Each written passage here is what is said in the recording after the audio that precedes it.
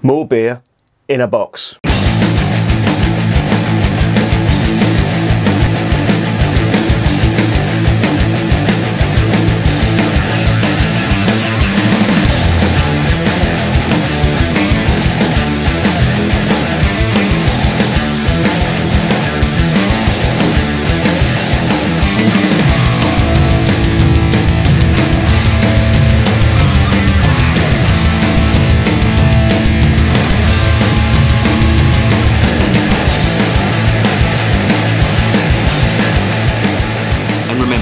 Life is too short to be drinking shitty beer. Welcome to another edition of Bands, Bikes and Booze Reviews, another unboxing video. Every time I do an unboxing video, I always say I don't like doing them. But I've sort of come round to the idea that if I do an unboxing video, it gives you an idea of what sort of beers I'm going to be reviewing. And you know, you could, if you see one that I pull out of the box and you specifically want it reviewed, put a comment or message me and I will review it and get it up there ASAP, as if you want it done. If not, I'll just keep doing them at my own pace. Anyway, let's stop gassing and let's get this box open. Right, I have got the trusty knife. Now, one thing I will say about Beers of Europe, and they've fucking done it with this one, this is a right hefty box. I went a bit mad on Beers of Europe, and yeah, I've got quite a few in here. So this could be a long video. Let's stop fucking about and let's get this out of the box. Beer number one. I'm just going to pick them out as they come. Old Buzzard Dark Ale Somerset Craft Brewer. Never had any of this before. This is from the Cotley Brewery, established in 1979. Don't know anything about them. Saw them on there. Saw there was a British brewer. That's why that's here. Next one up.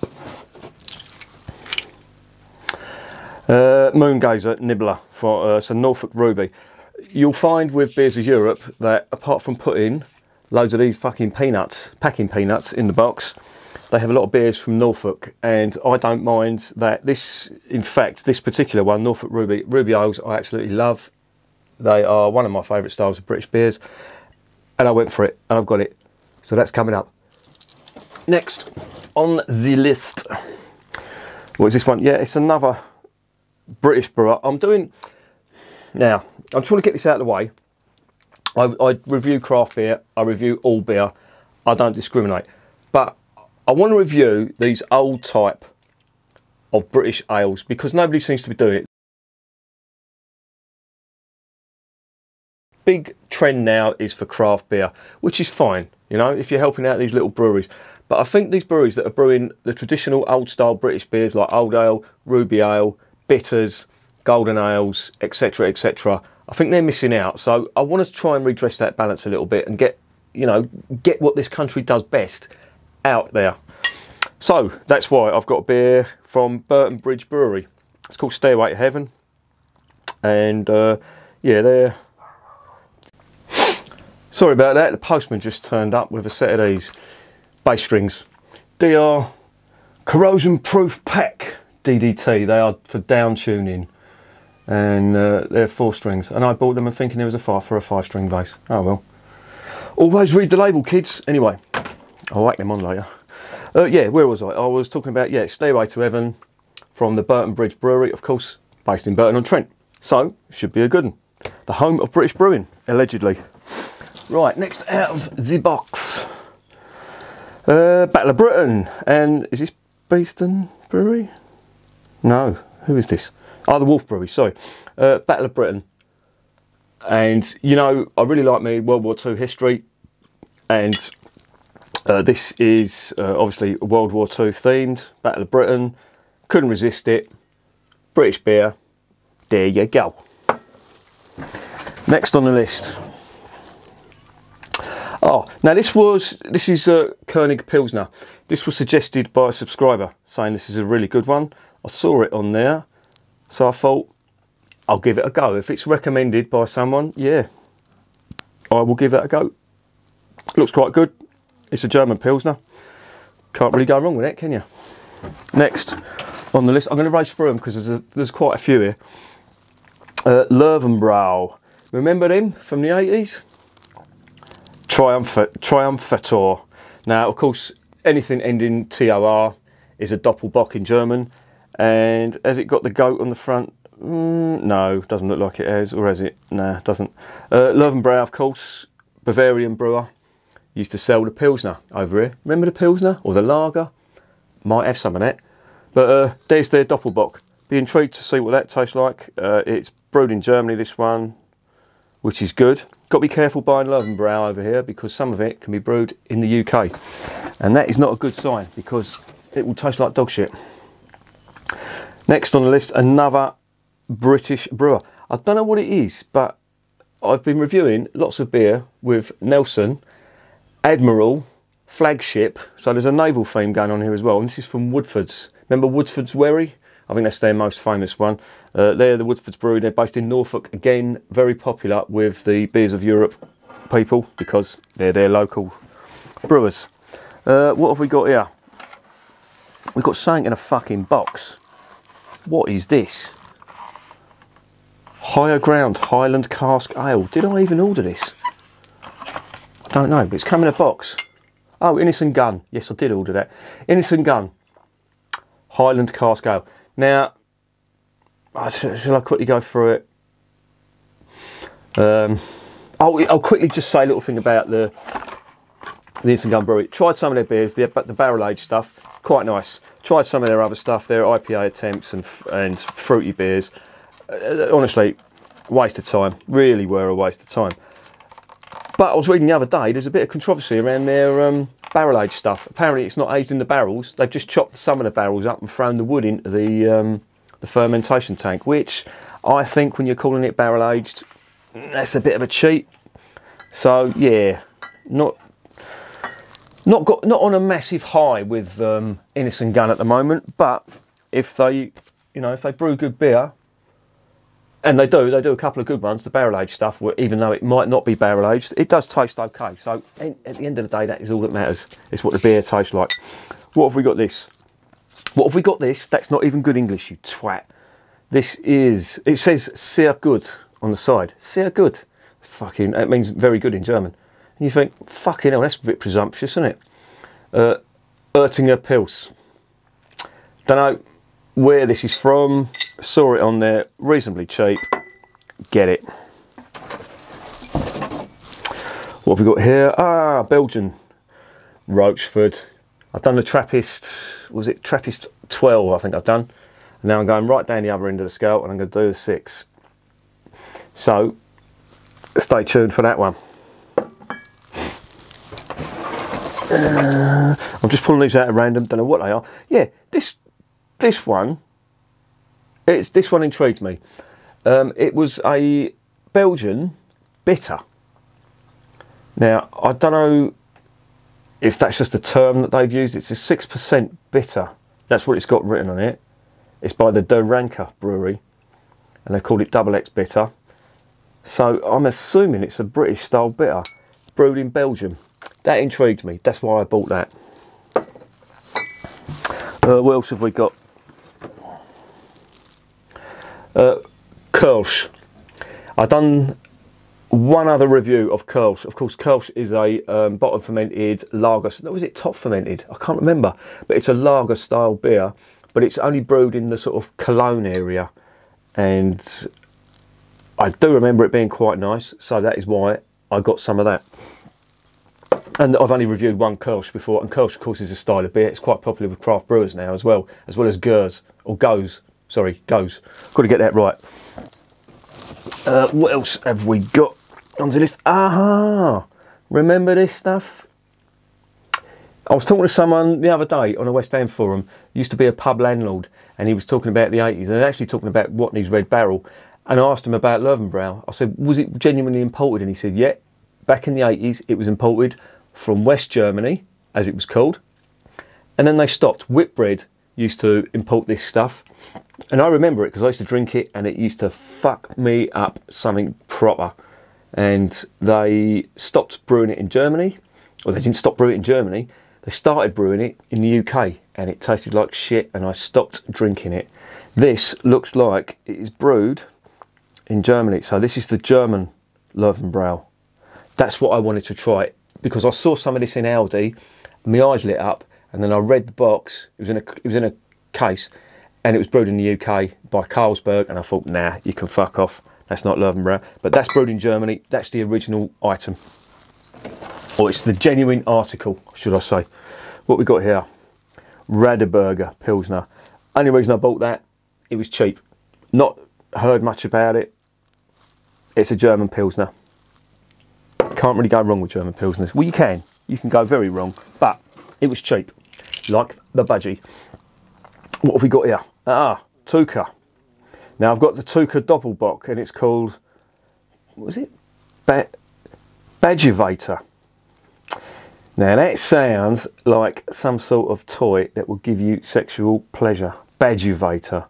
Are you fucking serious?